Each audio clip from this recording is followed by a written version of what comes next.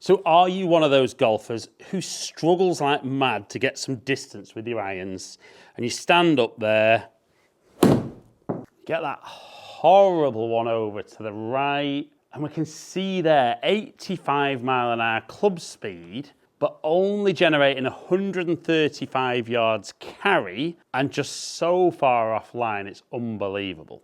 And the feedback I get from a lot of golfers is that they get told that they're not really turning the body out the way correctly. So on the next one, it's like, right, so I need to turn out the way quicker on this one. And again, they feel like they've turned really, really hard. Again, good club head speed at 82 mile an hour, very poor strike, 114 yards carry, and again, way right. But what if I told you it's not necessarily that you're not turning your body properly, but you're not able to get the timing between the body, the arms, and the club correct? And I'm going to show you a little drill that, having done the drill, even the drill is going to hit it further and straighter, but having done the drill, you're going to have the ability to stand up, make a swing that feels almost effortless, and even with the same club head speed at 85 mile an hour, we suddenly see nearly 170 yards carry. So I know you're thinking, that's exciting, isn't it? So what am I talking about? About not being able to get the time in between the body, the arms, and the club. So a lot of people will get to the top of their swing and then be told to just turn out the way, and the quicker they turn, everything will take care of itself. But unfortunately, we can see there, as that club face comes back, it's wide open, and that's that shot out to the right. So we need to find a way that we're going to be able to synchronize how the body, the arms, and the club head can come back into a nice, powerful impact position. And for me, a phenomenal drill is we're actually going to make some swings with our feet right together. So we're going to do some practice swings first off, feet together. And you're not just going to be turning your body here, but I want you to almost feel as well that you're just going to let the wrists hinge up so that it just gets the club head working up a little bit. So it's going to be hinge up, turn, and then turn through. And what this is a great drill for doing is it stops you trying to move around too much. It kind of gets the body turning, but gets the body kind of stopping enough to get the arms firing and learning how to use the correct timing. So we'll do a few practice swings. So saying, feel like we hinge up, but turn back and through. And I'd make a few even slower ones to begin with and really get that feel.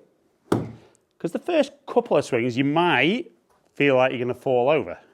So nice and balanced, feel like the wrists are hinging up, turn back and through. And once you feel you're nicely imbalanced, then drag the ball in, and don't even worry about your speed on this initial one. Just focus on making a good movement, keeping your balance. And even straight away there, we see nearly 120 carry and 140 total with 71 mile an hour club head speed. But that felt like there was nothing really from my body there. My body's turning, but I'm using the hands and the arms a bit more to release the club. So again, set up. A little bit quicker at 75 mile an hour. All of a sudden 144 carry and 156 total.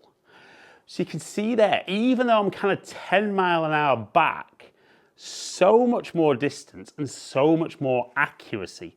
But it's just about learning how the hands and arms are working a bit more through impact. And I know a lot of golfers will comment, even on this video, about you can't play good golf having these involved at all. And they'll talk about how the top players don't use their hands and arms. None of the top players are turning out the way and here. What the top players are doing is they're turning the body out the way, and then the body gets to a point where it almost stops, fires into the arms. As the arms stop, then the club releases. So it's learning that timing that's vital for golfers. So I would then, as ever, do one more feet together and just try and put a little bit more speed in, but feel that movement. And there's obviously a limit how quick I can swing like that, but 79 mph club speed, 155 carry, 166 total. But interestingly there, just that club face there starting to close a bit through impact at -2. Whereas the first few shots, that club face was just wide open, adding loft, no compression of the golf ball, and not a good shot. So once we got that feel with the feet together, for me it's then a case of just put a little bit of width into the stance, get the same feel of how the body and the hands and arms are working.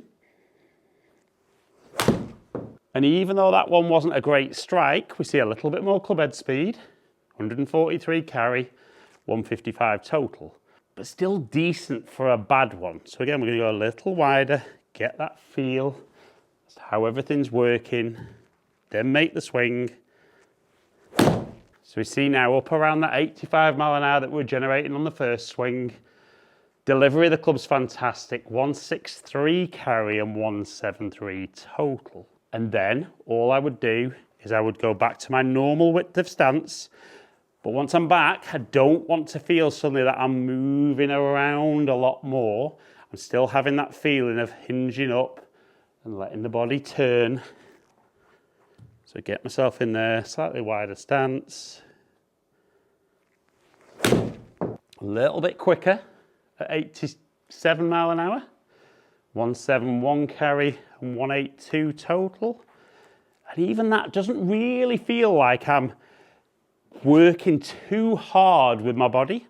Don't get me wrong, the body's turning and the body's moving faster to allow that to happen, but we've got to get the energy from the body into the arms, the hands, and then the club. So again, going to get that feel, how the body's working, then into the ball. A little bit thin with the strike, but club head speed's good, direction's decent, and just cost me a little bit on distance. And if you are one of those golfers, like I've seen there, just a couple of miss hits, I would literally just go back to feet together, get that feel. Straight away we see, obviously a drop in club speed, but decent distance, decent shot. I would even have that practice swing feet together, then pop those feet apart, and try and just recreate. We see round about that 85 mph, 165 carry and 175 total. But I do believe for most golfers, I'm not saying no golfers need to use the body more, but most golfers that slice the golf ball are really turning the body out the way, spinning out the way too early, leaving the arms and the club way behind and never catching up. Feet together can be an unbelievably good drill. For like I said, get that feel that the club's working up, but the body turns, comes back to impact, see a very different position, and then through and everything's beautifully balanced. And don't be afraid to go through those steps like we've seen, hitting the shots feet together, fractionally wider with the feet, and then finally feet back to normal. And if you can make great movements with really good timing, you're not only going to generate a little bit more club head speed, you're going to hit the ball further and more accurately than ever before.